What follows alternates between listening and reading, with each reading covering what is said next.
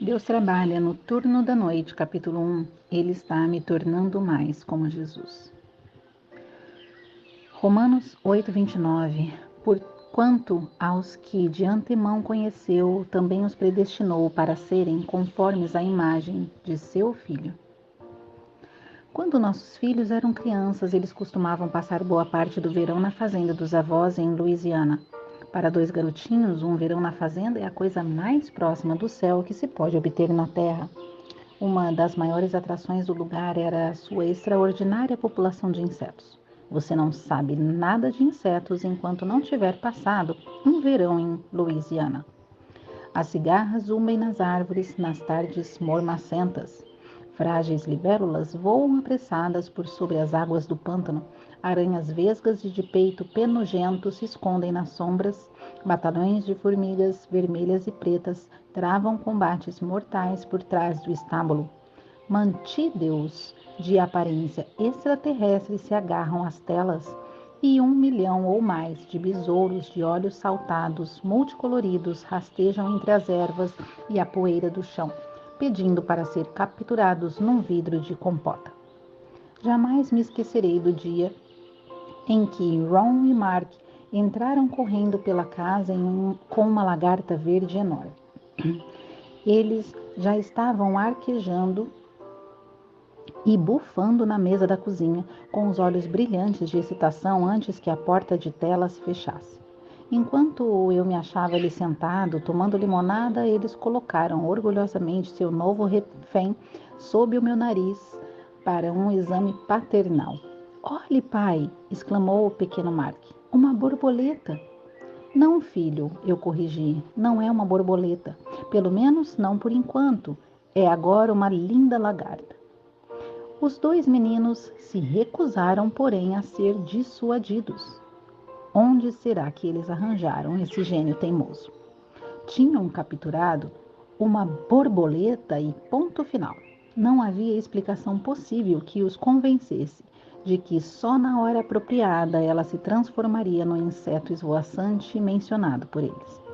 Para provar o seu ponto, suponho, decidiram agir. Na verdade, inventaram um plano para apressar o processo natural. Em primeiro lugar, arranjaram um pedaço de cartolina e, com o que julguei uma grande atenção aos detalhes, escolheram uma cor que combinava com a coloração natural da lagarta. Em seguida, desenharam cuidadosamente pequenas asas e cortaram ao longo da linha pontilhada com a tesoura da melhor forma possível. Finalmente, pregaram as asas com fita adesiva na criatura, porque, explicaram, a fita adesiva era mais leve do que a fita crepe e também transparente para não deixar de combinar com a cor escolhida. Estava na hora da lagarta pavonear-se diante dos espectadores. Os meninos esperaram, prendendo a respiração, que ela abatesse as asas protéticas e circulasse pela cozinha. Mas, por alguma razão, ela não parecia ganhar altitude. Não voou, não flutuou, não esvoaçou. Para falar a verdade, estava tendo problemas em fazer com que as suas 78 patas andasse em uníssono, enquanto o inseto, confuso, cambaleava sobre a mesa. Seus giros desesperados balançavam um pouco as asas, fazendo com que elas sacudissem. "Está vendo?" os meninos gritaram entusiasmados. "Uma borboleta!" Não me deixei convencer. "Não", disse eu, "não é uma borboleta. Continua sendo uma lagarta. Uma lagarta esquisita." "Oh, papai." Alguém me contou que um grupo de pesquisadores estudou certa vez 100 lagartas que estavam prestes a sair da crisália. Em lugar de permitir que elas se esforçassem, os observadores cortaram delicadamente o invólucro e as libertaram. Depois disso, colocaram os insetos sob uma mesa e tentaram fazê-los voar. Mas nenhum conseguiu. Nenhum. O pequeno estudo demonstrou que o período de esforço e luta através das paredes do casulo é que dá às asas da borboleta forças para ela voar. O próprio esforço. Todos os movimentos de empurrar e debater-se do inseto para libertar-se da prisão é que torna a sua nova vida possível. Sem o conflito, não há força. A maioria de nós pode identificar-se com esses períodos sombrios de luta. Nos sentimos abatidos, frustrados, confinados, ficamos cansados de lutar e labutar, imaginando o que Deus está querendo fazer em nossas vidas. É mais ou menos nessa hora, quando estamos em meio a alguma perplexidade penosa ou decepção tremenda, que algum cristão bem intencionado se aproxima e sussurra um certo versículo da Escritura em nosso ouvido. Você pode imaginar que versículo é esse? No geral, o que eles sussurram é o versículo de que menos gosto na Bíblia, Romanos 8:28. Aposto como alguém já o mencionou para você algumas vezes também.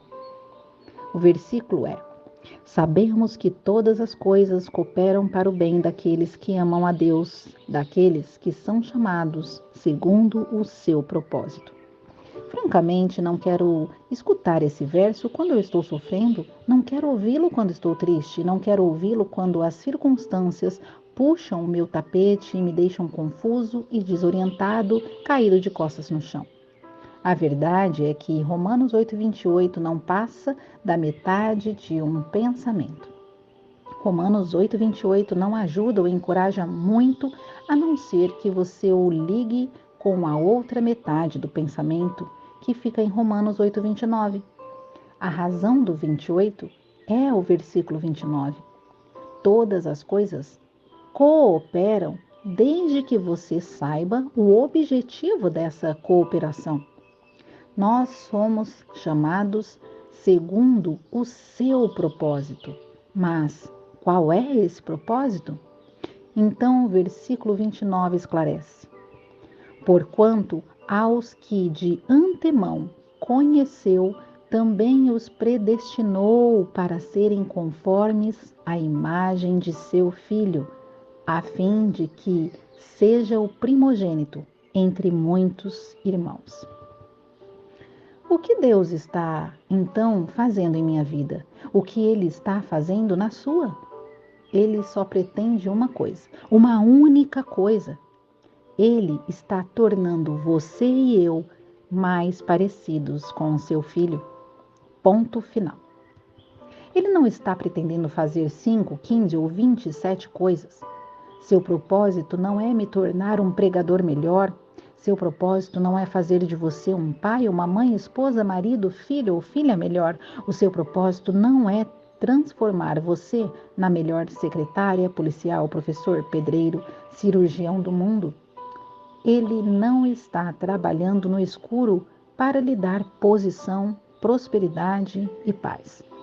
Ele está usando o poder dele e a vontade dele com um só propósito: conformar você e eu, seus filhos adotivos, à imagem do Senhor Jesus. Ele pode agradar-se em ajudar você a tornar-se uma mãe, um pai, um médico, um jogador de basquete, um professor da escola dominical maravilhoso, mas não é isso que ele pretende.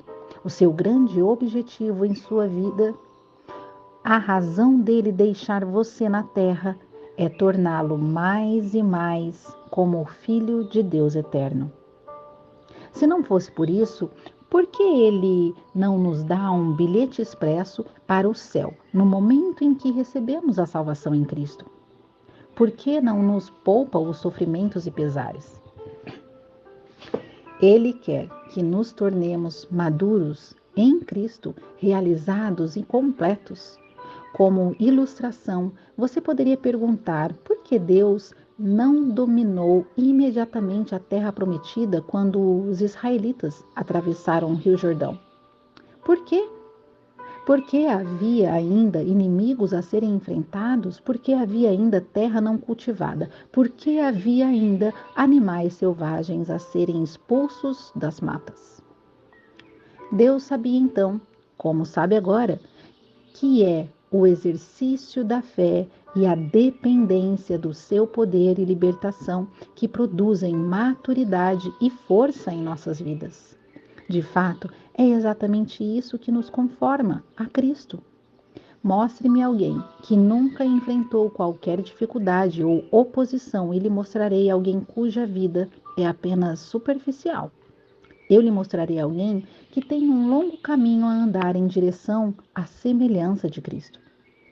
Caleb, aos 80 anos, teve de enfrentar o desafio dos inimigos a serem vencidos. Ouça suas palavras registradas no livro de Josué. Elas são clássicas. Josué, capítulo 14, versículo de 10 a 12 diz: Eis, agora o Senhor me conservou em vida como prometeu. 45 anos há desde que o Senhor falou essa palavra a Moisés, andando Israel ainda no deserto, e já agora sou de 85 anos. Estou forte ainda hoje, como no dia em que Moisés me enviou. Qual era a minha força naquele dia, tal ainda agora, para o combate, assim para sair a ele, como para voltar? Agora, pois, dá-me este monte de que o Senhor falou naquele dia, pois naquele dia ouvistes que já estavam os Enaquins e grandes e fortes cidades. O Senhor, porventura, será comigo para o desapossar, como prometeu. Gigantes enormes e terríveis na terra? Deixe que eu cuido deles. Montanhas a escalar e cidades fortificadas a conquistar? O que estamos esperando? Traga o meu bordão e vamos.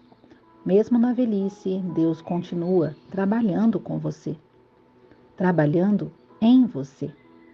Ele continua conformando e moldando você através de seus desafios e provações. Ele continua trabalhando de dia e de noite para torná-lo cada vez mais como Jesus. No que diz respeito ao propósito de Deus para a sua vida, você jamais se aposenta. Abraão não era nenhum rapazinho de 20 anos quando enfrentou a sua maior prova. Já estava bem velho quando recebeu ordem para sacrificar Isaque, seu filho bem-amado. Josué já tinha idade quando ficou de pé na porta de sua casa e disse aos anciãos de Israel: Vocês podem ir para onde quiserem e fazer o que quiserem, mas eu e a minha casa serviremos ao Senhor. Josué, capítulo 24, versículo 15. Quer você tenha 49 ou 94 anos, Deus ainda desejará que tome posições importantes, tome decisões difíceis e enfrente corajosamente os ventos uivantes da adversidade. Através de cada momento de dor e de luta, Ele está tornando você semelhante ao seu filho. Por que estou repetindo este pensamento?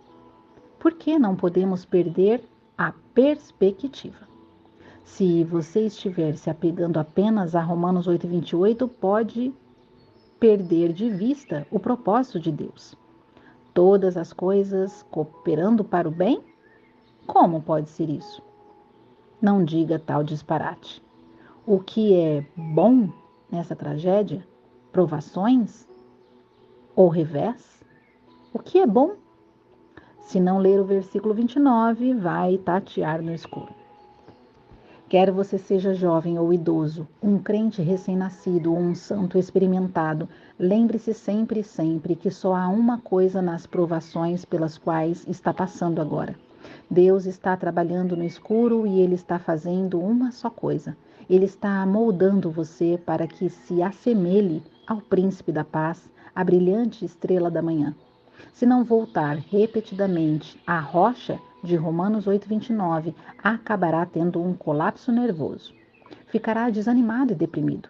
Mas, se souber que Ele vai usar isso ou aquilo outro para torná-lo semelhante ao Salvador, então terá consolo no fato de que nada em sua vida é desperdiçado. Nenhum esforço, dor, momentos de angústias ou lágrimas jamais se perderá em algum lugar do espaço sideral. Mas, e se eu achar que nada está acontecendo em minha vida?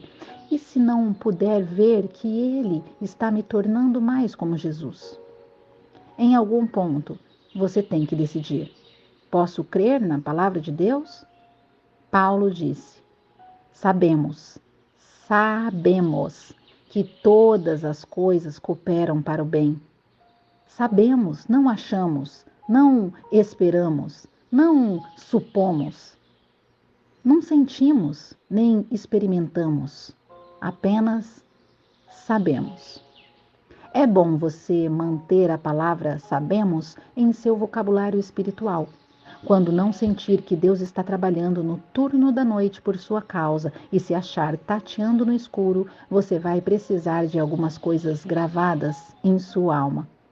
Penso ser essa a razão de Paulo escrever na escuridão e mau cheiro de um calabouço romano. Em 2 Timóteo, capítulo 1, versículo 12, Paulo escreve: Por isso estou sofrendo essas coisas. Todavia, não me envergonho, porque sei em quem tenho crido, e estou certo de que Ele é poderoso para guardar o meu depósito até aquele dia. As circunstâncias gritavam para Paulo: Você está sozinho, está no escuro, está na prisão, está abandonado. Seu corpo foi tão espancado, ferido e abusado que não pode mover um músculo sem sentir dor. Você não tem nada no banco como resultado do seu trabalho? Vai morrer sem mulher ou filhos para chorarem por você. Foi esquecido pela maioria de seus amigos. Sua execução está por um fio. Paulo, no entanto, sentado na escuridão da cela, com sentimentos que iam provavelmente da esperança à tristeza, ao medo, à depressão, disse: Ouçam, pode haver muitas coisas que eu não sei nem compreendo, mas eu sei isso. Sei em quem eu tenho crido. Conheço aquele a quem entreguei a minha vida. Sei que ele é capaz de tomar aquilo que lhe entreguei no escuro e fazer com que tudo coopere para o bem na claridade. É no escuro que ele faz com que você se pareça mais com ele. Você talvez diga: nada de bom acontece de noite. É nessa hora que os gatos são atropelados e as galotas são roubadas. Você pode dizer isso, mas não é nada disso. Algo bom acontece no escuro. Deus está fazendo a sua maior obra, conformando você à imagem radiante, eternamente bela de seu Filho. Embora você não possa ver ou compreender, é isso o que ele está fazendo. A maioria dos artistas de quem ouvi falar gosta de muita luz em seus estúdios. Eles apreciam grandes janelas e clarabóias, luz dirigida para iluminar o que estão pintando, esculpindo ou modelando. Todavia, Deus cria as suas obras-primas no escuro, no turno da noite. Você é a tela. A tinta e os pincéis são as suas provações e sofrimento. O retrato é de seu filho.